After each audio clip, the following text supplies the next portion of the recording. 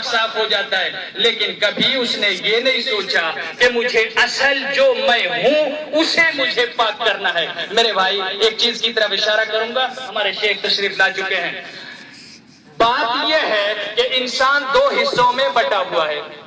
آپ نے وہ حدیث سنی ہوگی، اللہ کے رسول صلی اللہ علیہ وسلم نے فرمایا ان خلق احدکم لیجمع فی بطن امہ 40 لیلۃ مضغہ۔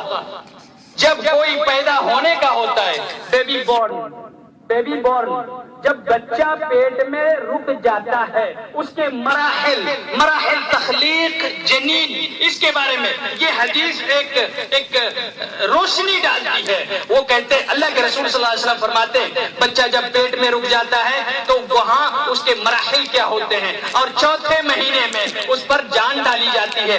اس طرح ایک بچے میں دو جانیں اکٹھی ہو جاتی ہیں، اور ایک جان جو ہوتی ہے شروع سے یہ وہ نفس ہے، وہ انسان ہے جس کا کریشن خالق کائنات شروع کرتا ہے رحم مادر میں، اور 40 دنوں تک نطفے کی شکل میں، 40 دنوں تک خون کی شکل میں، 40 دنوں تک وہ گوشت پوشت کی شکل میں جو بدلتا ہے، یہ وہی مراحل ہوتے ہیں۔ اور اس کے بعد انسان ایک بہترین سانچے میں ڈھل کر دنیا میں آ جاتا ہے۔ جب دنیا میں آتا ہے تو اس خالق کائنات کو بھول جاتا ہے، اپنے نفس کو بھول جاتا ہے۔ میرے بھائی انسان جو کہ اس دنیا میں آتا ہے وہ ایک کپڑا پہنتا ہے، اس کپڑے کی وجہ سے وہ پہچانا جاتا ہے۔ ایک یہ بوسیدہ کپڑا ہوتا ہے، اور ایک تھوڑے دنوں تک چلنے والا کپڑا ہوتا ہے، اور وہ ہے یہ اس جسم کا جو گوشت پوشت ہے، اور یہ چمڑا ہے، یہ جلد ہے۔ اس سے ایک انسان کی پہچان ہوتی ہے۔ یہ انسان نہیں ہے، انسان یہ نہیں ہے۔ میں نے یہ بات ایک چیز میں عرض کر دوں کہ یہ جو ہم کہتے ہیں میرے ہاتھ میں درد ہے، میرے سر میں درد ہے، میرے پیر میں درد ہے، یہی وجہ ہے کہ وہ میں نہیں ہوں، میرا ہاتھ میں نہیں ہوں، میرا سر میں نہیں ہوں، میرا پیر میں نہیں ہوں، کیونکہ یہ سارے میرے ہیں، اور جو میرے ہیں وہ میں نہیں ہوں۔ اور میں کون ہے؟ وہ نفس ہے جسے اللہ تبارک و تعالیٰ نے پیدا کیا ملأ اعلیٰ میں۔ اللہ تبارک و تعالیٰ نے حضرت آدم علیہ السلام کی پیٹھ پر ہاتھ ماری، اور وہاں ذریت آدم کو نکالا، اور وہاں اس نے شہادت لی۔ کہا اللہ تعالیٰ نے الستو بربکم، کیا میں تمہارا رب نہیں ہوں؟ وہاں ہم سبھی موجود تھے، وہ ایک اور دنیا تھی۔ اس دنیا میں اللہ تعالیٰ نے ہمیں آدم کی پیٹھ سے نکالا، اور نکال کے ہمیں ایک جگہ کھڑا کیا چیونٹیوں کی شکل میں۔ وہاں ہمارا جسم چیونٹیوں کی شکل میں تھا، اور اللہ تعالیٰ نے کہا الستو بربکم، کیا میں تمہارا رب نہیں ہوں؟ تو ہم سبھی نے کہا تھا بلا، اے اللہ کیوں نہیں، آپ ہمارے رب ہیں۔ اللہ تعالیٰ نے کہا بچے بھولنا نہیں، یہ جو تم آج اقرار کر رہے ہو، آج جو تم اقرار کر رہے ہو کہ کیوں نہیں آپ ہمارے رب ہیں، آج میں یہاں سے تمہیں سفر پہ بھیج رہا ہوں۔ 3-4 اسٹیشن ہیں، اسٹاپیج، بڑے بڑے اسٹیشن ہے، وہاں تمہاری گاڑی جا کے رکے گی، اور اس کے بعد آخری ایک اسٹیشن آئے گا جہاں میں تم سے ملنے والا ہوں، اور وہاں جب ہماری ملاقات ہوگی وہاں یہی بات میں پوچھوں گا تم سے، اور اس وقت یہ نہیں کہنا نہیں جی مجھے تو پتا نہیں ہے، میں بھول گیا تھا، مجھے کسی نے بتایا نہیں، مجھے کیا پتا کون ہے ہمارا رب۔ جب تم آؤ گے اللہ کے سامنے، اور اللہ کے سامنے حساب دیتے وقت بہانے بناؤ گے، کہو گے کہ ہمیں کسی نے نہیں بتایا، اس وقت تمہاری زبانوں کو بند کر دیا جائے گا۔ اور یوم نختم علی افواہہم، جس دن اللہ تعالیٰ نے کہا اس دن ہم ان کی زبانوں پر مہر مار دیں گے، بند کر دیں گے، اور جو رب زبانوں کو گویائی عطا کر سکتا ہے وہی رب ہے جو ہاتھوں کو گویائی عطا کر سکتا ہے۔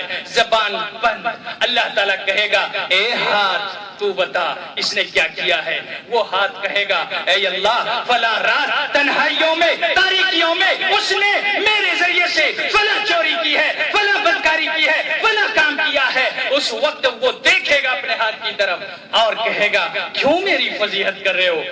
پیر سے اللہ تعالیٰ کہے گا اے پیر ریموٹ سے اللہ تعالیٰ بند کرے گا اس کے ہاتھ، جیسے ریموٹ سے کوئی چیز ہم بند کرتے ہیں، اللہ زبان کو بند کرے گا، ہاتھ بول پڑے گا، ہاتھ کو بند کرے گا، قدم بول پڑیں گے، قدم کو بند کرے گا، اس کا دل بولے گا، اور اس وقت وہ ان سے کہے گا کہ اے آزا و جوان، اے بدبختو، تم نے میری فضیحت کر دی، تمہیں کو تو میں جہنم سے بچانے کی کوشش کر رہا تھا۔ وہ کہیں گے کہ تمہاری زبان کو جس نے گویائی دی اسی نے ہمیں گویائی دی ہے۔ بدبخت انسان، تم ہو سکتے ہو اپنے رب کے نافرمان، رب کے سامنے جھوٹ بولنے والے، رب سے فراڈ کرنے والے، قیامت کے میدان میں، محشر کے میدان میں جھوٹ بولنے والے، لیکن ہم نہیں بول سکتے۔ رب کے سامنے جو بولیں گے وہ سچ بولیں گے۔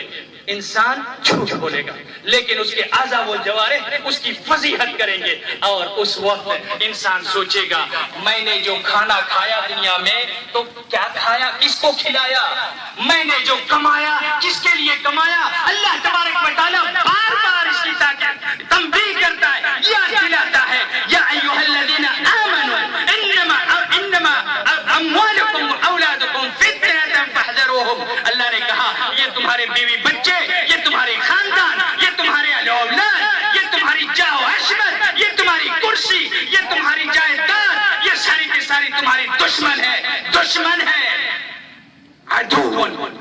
عدو کہتے ہیں دشمن کو۔ فاحذروہم، ہے بچے کس کے پیچھے پڑ گئے ہو؟